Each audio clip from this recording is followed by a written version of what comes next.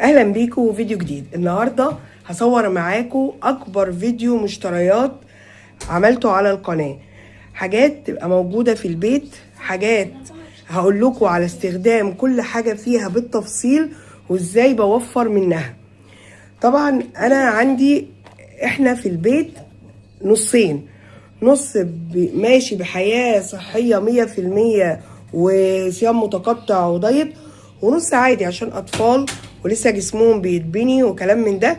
فاحنا جبنا لده وجبنا لده، بس مشتريات الصيام المتقطع هعرضها في القناه اللي هسيب لكم الرابط بتاعها في اول تعليق، قناتي اللي هي التانية اللي هي اسأل مجرب، وهقول لكم كمان على ازاي هشكل وجبات منها.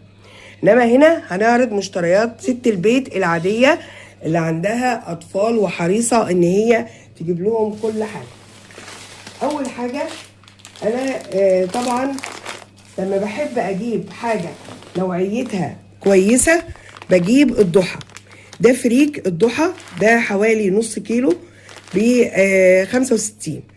ففريك الضحى انضف فريك تقدري تجيبيه، لا تلاقي فيه رمل ولا تلاقي فيه زلطه ولا تلاقي فيه طين ولا تلاقي فيه اي حاجه، نظيف وجميل ومجروش اهو، تقدري تستخدميه على طول في الكفته، حتى في برضو لو هتعملي كفته دايت برضو بتحطيه فيها، حط فيها معلقتين ولا حاجه، بتديله ايه، بتديله برضو قيمه، ويبقى ده النشويات اللي احنا حاطينها.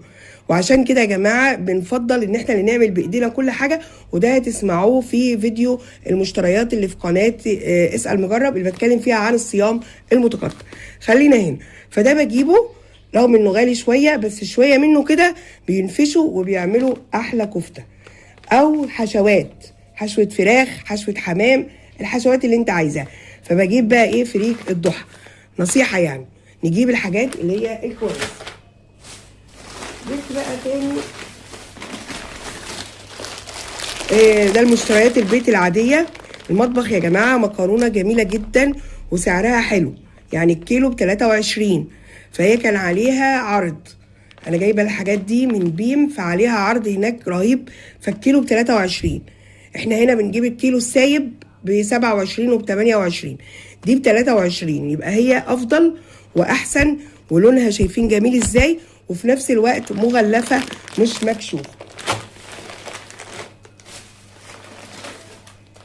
ده رز بسمتي كان عليه عرض برضو اسمه الباشا. انا بجيب الرز البسمتي السايب زي ما انتوا عارفين ب80 وب90، فبجيب نص بنص. ده لقيت الكيلو عليه عرض فب70، هو نفس السعر اللي انا بجيبه ونوعيته. ده جميل جدا وشكروا لي فيه، فده كيلو اهو، فهجربه لانه هو وفر لي حوالي 30 جنيه او 40 جنيه او 20 جنيه، حتى احنا اولى بيه هنجيب بهارات، نجيب حاجه، فده احسن حاجه. برضو اللي وفرناه من هنا هقول لكم جبنا ايه. يعني انا وفرت من المكرونه ووفرت من الرز البسمتي، هقول لكم اللي وفرته جبت بيه ايه. جبت كمان النوع ده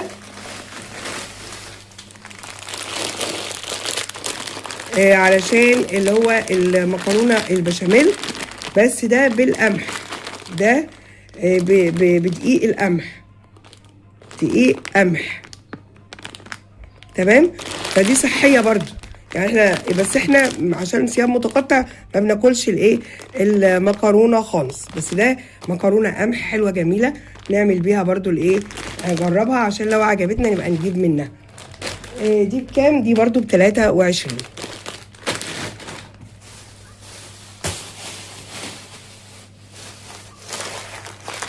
لسان العصفور ده الكيس منه برضو بالقمح جميل جدا اهو. برضو نحاول برضو ناكل ولادنا حاجات صحيه بقدر المستطاع. لسان العصفور ده يا جماعه ب8 جنيه، يعني حاجه 350 جرام كان عليه عرض وب8 جنيه اهو. حاجه جميله جدا جدا. لو عندكم فروع بيم روحوا عليها، فيها عروض حلوه وفيها عروض كتير، تمام. لو انا وفرت حتى من هنا 5 جنيه هنضيفها 5 من هنا، 20 من هنا، 10 من هنا، هنشوف هنجيب ايه في الاخر.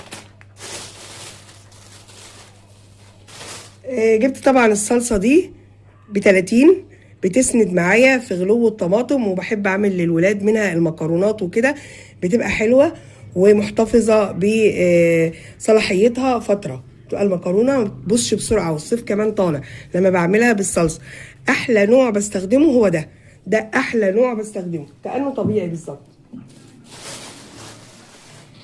جبت الحليب ده كان عليه عرض برضو، ده ب37 جنيه، جميل جدا، مغلف حلو، طعمه حلو، فجبته برضو. نعمل منه بقى ايه؟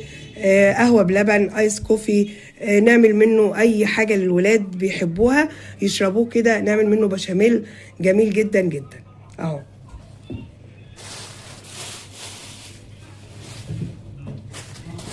دي من المشتريات المشتركة ما بين اللي هي دايت وما بين العادي، لان انا هعمل ده تدميس في البيت، ابقى ضامنه انا حاطه عليه ايه.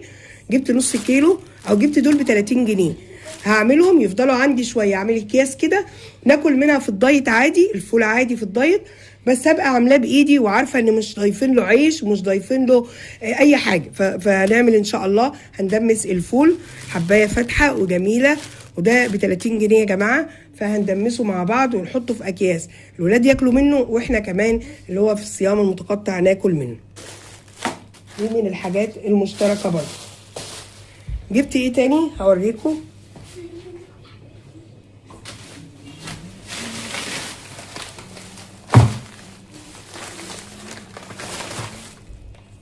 ديت للدايت.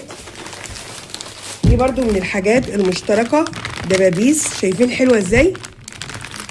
دي برضو هناك في بيم كان عليها عرض ب105، طبعا هي وصلت 140 و130 وكده، فهي كان عليها عرض فجبتها. ووراك، طبق وراك برضو اهو، طبعا نوعيتها حلوة جدا وشكلها جميل. ده ب110 بدل 135. جبت البسطرمة دي بدون توم، جميلة جدا، لحم صافي. طبعا ديت يا جماعة الشوية دول ب160، برضو مشترك ما بين الدايت وما بين العادي، لان دي هنعملها في الدايت برضو مع بيض مع كده. طبعا لحم صافي جميل، تغيير عشان ما نزهقش من البيض المسلوق من كذا. ولو احنا حد بيتضايق من التوم، هي بدون توم اهي، بدون توم، فطعمها ان شاء الله يبقى حلو. طبق الصدور ده كده. جبنا المناديل دي، وجبت برضو طبق الصدور الشرايح ده برضو، ده برضو للبيت لنا وللبيت، يعني للدايت وللبيت.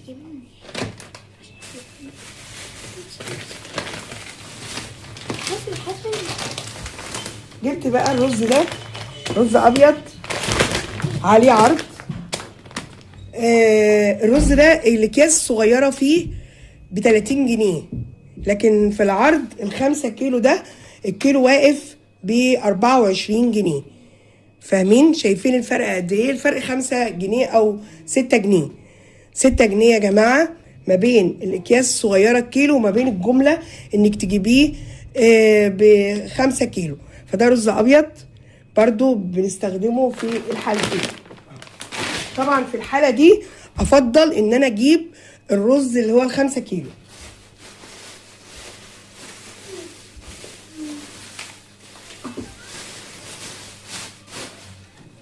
جبت كمان ازازه اللبن دي، برضو كان عليها عرض، برضو بكام؟ بحاجه و30. لبن مفيش غنى عنه. طبعا في برضو مشتريات هنا، بس انا هعرضها في اللي هو فيديو مشتريات الصيام المتقطع والدايت وناكل ايه وكده على القناه التانية. اوريكم كمان بقى ايه التموين. طبعا بيوفر معايا كتير جدا، بيوفر معايا في الزيت والسكر. في 4 ازايز زيت اهو، وفرق العيش انا جبت بيه ازازه من اللي هي دي للاكل للطبيخ. تمام؟ يبقى انا كده جايبه من التموين يا جماعه 1 2 3 4 5، من ضمنهم دول آلية. طبعا الولاد لازم بطاطس محمره وبيحبوها في الزيت، وكده. وجبت كمان شعريه اهي، كل ده من التموين، دي مشتريات التموين. وكيسين مكرونه، هي شكلها غامق وحلو برضو، تتعمل في كشري، تتعمل كده للولاد تبقى حلوه. وجبت بقى ايه السكر، 4 اكياس سكر. الحمد لله وبفضل الله مليت البيت بالخير اهو. بقى عندي شويه حاجات كده، ناقصني بقى ان انا اجيب الخضار. هصور لكم برضو فيديو الخضار وفيديو الفاكهه، واقول لكم بقى ايه تقسيمتها ازاي. ويا ريت يا جماعه تروحوا للقناه التانيه تشوفوا الفيديو بتاع مشتريات الدايت، ناكل ايه نشرب ايه وجباتنا تبقى ايه. فيديو هيعجبكم جدا جدا ان شاء الله، وهسيب لكم الرابط في اول تعليق مثبت. الوفر بقى اللي وفرناه هنا، جبتبه ايه، جبتبه ب20 فلفل اسود، جبتبه بذور شيا، دي هستخدمها برضو في الفيديو بتاع الدايت. وجبت خلطة كبسة، دي بنستخدمها في الرز البسمتي، وكمان الولاد بيحبوها على البطاطس. جربوها يا جماعة، البطاطس جميلة جدا جدا. فكده دي المشتريات بتاعتي النهاردة. وان شاء الله لما اجيب مشتريات الخضار والفاكهة هصورها لكم عشان لو حابين تاخدوا فكرة. تمام. المشتريات دي بقى هتجيبنا قد ايه؟ ان شاء الله تجيبنا مدة كويسة. طيب كلفتني قد ايه؟ كلفتني طبعا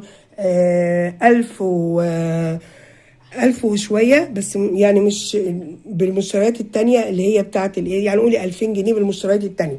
فانا ديت ما تكلفتش بيها كتير، فهتكفيني شوية ان شاء الله. وجايبة فيها فراخ، وجايبة فيها يعتبر لحوم.